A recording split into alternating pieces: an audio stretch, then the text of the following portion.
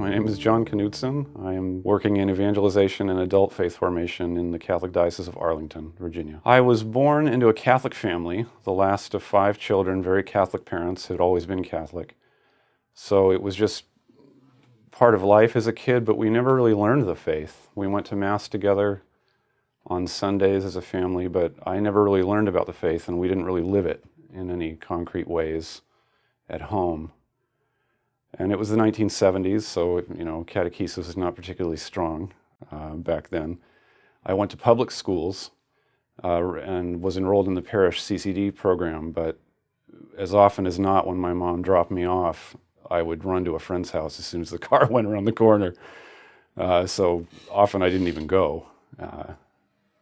And that's just how it was when I was a kid. Just before I would have been confirmed at the usual age, I then just drifted away because I noticed my parents weren't making me go to Mass anymore with them on Sundays, and I just fell away very quietly. It was kind of an evolution. At first, it was just not something I cared about in any way. I just wasn't even interested. So even if my parents had tried to pass on the faith, I'm not sure how receptive I would have been anyway. But then gradually over time, as I got into high school, it became more of an anti-religious thing. I think initially it was rooted in rebellion against my parents because it was their faith. But there was a moment in high school, for example, when I was walking home and there were some, I assume, evangelical Christian missionaries on the corner, and they were handing out little Bibles to the kids as they passed. And I remember taking one and just looking silently at the guy as I walked away and ripping the pages, up and just letting him fall into the street. And then I pitched the Bible into the slough on the other side of the street. So that showed that there was a more aggressive form of anti-religious fervor, especially anti-Christian, and particularly anti-Catholic, developing in me. And that led me into the pool of atheism as a teenager in high school and beyond. Just decided that it was all a load of rubbish. I think my path back to faith really had a lot to do with the death of my brother.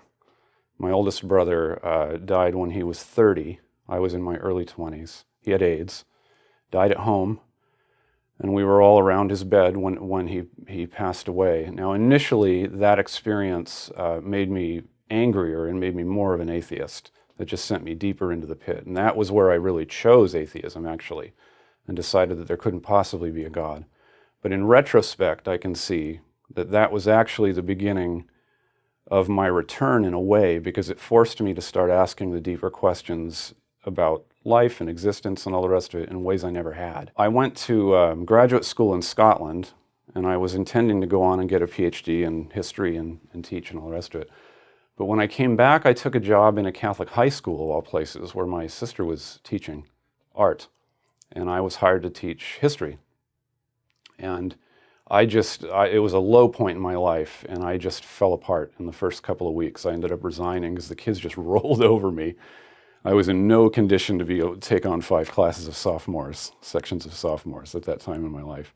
But what happened providentially is that it was there that I met Father Clark Kelly, who was one of the Oblates of St. Francis de Sales who lived and worked at the high school. He had just retired from teaching French and Spanish.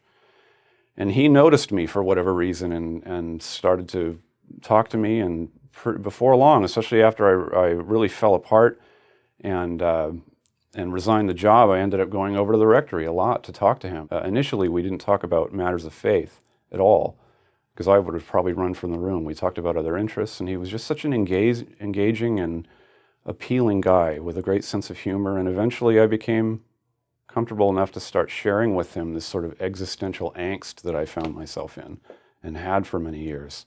And he was the one who kind of gently guided me back and invited me back, said, come to Mass at the parish where I celebrate on Sundays and just sit in the back.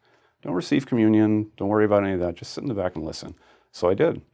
And I started to do a lot of reading as well, which had a big impact. Ronald Knox, Chesterton, Belloc, there were all kinds of things from my dad's bookshelves that I started to pull off. And I would drop the book in my lap night after night and just think, this makes perfect sense. Why can't I just give into it? As I was meeting with Father Kelly and as I was doing all of this reading, it happened also that my mother was the coordinator of the Perpetual Adoration Chapel at their parish. And so what would happen is that she would often need somebody to sub for somebody who couldn't make their hour. And because I had just left my job, I had a lot of time on my hands. So she would often come to me and say, can you go over there at 2 a.m. or whatever it might be? And so I would go over there and I would sit there. And it was a very powerful experience, a very interesting experience, because I had been saying that I don't believe in God.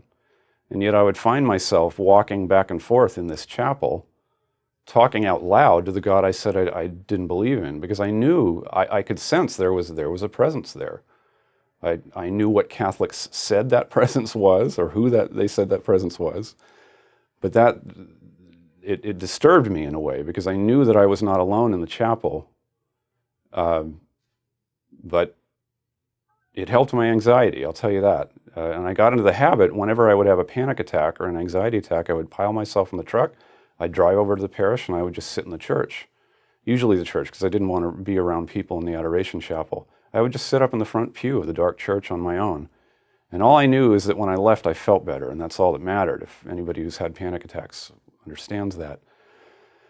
And it finally came to a head. One night I had a particularly bad panic attack, and I got myself in the truck, drove over to the church, and I sat there and I just broke down, weeping, right there in the middle aisle. And I finally just said out loud, I can't do this anymore. I need you. And at that moment, I remember the rain started to fall, and they had a big skylight right over the altar, so it was making a terrific noise. And when I left the church that night, I knew that I had to be held accountable for whatever it was that had just happened. I knew that if I woke up the next morning, I'd say, "Ooh, I'm glad that's over," and get back on with my life. So I drove across town to Father Kelly's rectory, and I knocked on the door, and it must have been 11 o'clock at night. It was pouring rain. And he came to the door, and he just smiled, and he later told me, he said, the minute I opened the door, I knew you'd given up. And so he heard my confession for the next hour, and that was it. I was back in the fold technically, but I still had a long way to go.